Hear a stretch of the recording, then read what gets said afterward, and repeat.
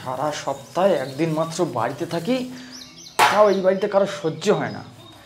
ছুটির দিন কোথাও একটু 12টা 1টা অবধি ঘুমাবো, তা না সকাল থেকে উঠে বাসন মাজো, হ্যান্ড করো, ট্যান খতম। হ্যাঁ তুমি ভাঙো, সব কিছু ভাঙো। একদিন কাজ করতে বলেছি বলে তুমি সব কিছু ভেঙে গুড়িয়ে দাও। তা আমাকে আবার কাজ করতে দিয়েছিস কেন? আমাকে কাজ করতে দিলে আমি এখন ভাঙবো। ভারী হ্যাকাতে লোক তো। তোমাকে বিয়ে করাটাই আমার সব থেকে বড় ভুল হয়েছে। আমার বিয়ে করার ইচ্ছা ছিল না, সব দোষ হয়ে আমার বাপের। কি দেখে বিয়েটা দিয়েছিল কে জানে? কেন? আমার জায়গার দলিল, আমার জায়গার দলিল দেখে তো তোর বাপের জিপ পুরো কেউটে সেখান মতো। তা তুমি তোমার ওই জায়গায় তিরপল খাটে শুয়ে থাকতে পারতে, একটা তো ঘর ছিল না। আর তখন আমার বাবা খাটটা দিয়েছিল বলে সেই খাটের উপর টিভি রিমোট নিয়ে আর গরমে তো শুয়ে থাকো। কালকের থেকে আমার খাটে উঠবি না, উঠলে তো ঠ্যাং ভাঙবো। খাটটা নেওয়াই মনে হয় আমার ভুল হয়েছে। ঝগড়া করে খাটটা কোথা দিয়ে মাঝখানে চলে আসে কে জানে।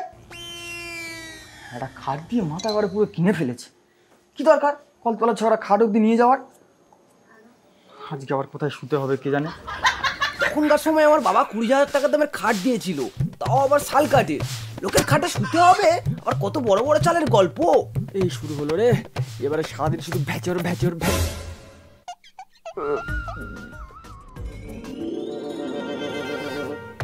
কত ভালো ভালো জায়গা থেকে আমার সম্বন্ধ আসতো, ডাক্তার, ইঞ্জিনিয়ার, মাস্টার। বিয়ের পর আমি এসে এই সংসারটা ধরেছিলাম বলেই তো এই সংসারটা টিকে আছে। নাহলে কবে এই সংসারটা ভেসে যেত, তখন বাটি হাতে করে রাস্তা রাস্তায় ঘুরতে হতো। ভগবান কে নাম পে কুছ দে দো বেটা। শুধুমাত্র ওই বাচ্চা ছেলেটার মুখ চেয়ে আমি এই বাড়িতে রয়ে গেছি, নাহলে কবেই চলে যেতাম।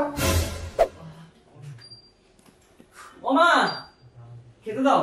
ঠিক আছে, তোর বাবাকেও ডেকে নিয়ে আয়, একসাথে খেতে দি। আমি একা করে 100 বার খেতে দিতে পারবো না। ঠিক আছে। বাবা, বাবা চলো, মা খেতে রাখছে। তোর মাকে গিয়ে বল আমি খাবো না। ও মা, বাবা বলেছে খাবে না। ঠিক আছে, তোর বাপকে গিয়ে বল এটা যেন একেবারের জন্য হয়। ঠিক আছে, এটা যেন একেবারের জন্য হয়। মা বললো।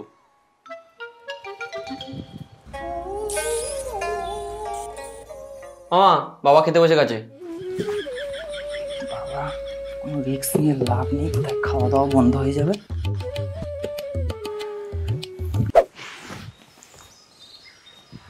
মামা, টিউশন মাইনে দিতে হবে, টাকা দাও। কেন? আমি দেবো কেন? তোর বাপের নাকি প্রচুর জমি, যা একটা বিক্রি করতে বল।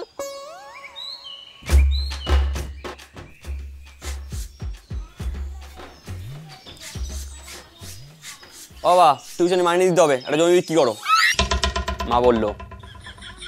কেন? তোর মায়ের নাকি প্রচুর টাকা হয়ে গেছে, তোর মাকে গিয়ে বল টিউশনের মাইনেটা দিতে। আচ্ছা।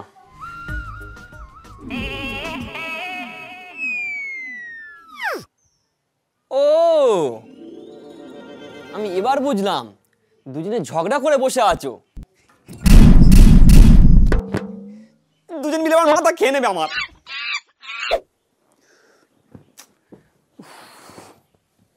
চশমাটা কোথায় গেল? ওই, তোর মাকে জিজ্ঞেস কর তোমার চশমাটা কোথায় রেখেছে। একটু আগে এখানেই ঘুরঘুর করছিল। কেন?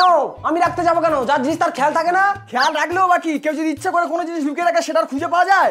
আমার ওরকম সব না যে কারো জিনিস ইচ্ছা করে লুকিয়ে রাখবো। হ্যাঁ, আচ্ছা ঠিক আছে, নিজের কোনো খেয়াল ও থাকে মা, না। চুপ করো, আমি খুঁজে দিচ্ছি, বাস সুযোগ পেলে হয় একবার। মোবাইলটা এখানে রেখেছিলাম, কোথায় গেল?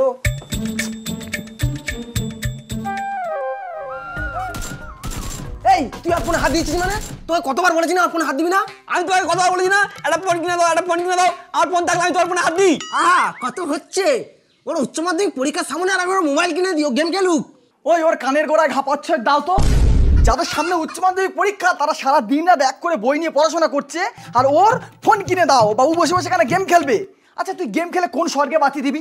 হ্যাঁ, এতক্ষণ তো দুজন দুজনের সাথে কথাও বলছিল না, আর আমাকে ঝাড় দেওয়ার বেলা জানি না তোমাদের মধ্যে এত একতা কোথা দিয়ে জেগে ওঠে। থাকবো না আমি এই বাড়িতে, যত। আমার সাথে তো সারাক্ষণ এরকম হয়, তোমার সাথে কি সারাক্ষণ এরকম হয়? কমেন্ট করে বলো দেখি। এই চোর, ফোনটা দিয়ে যা।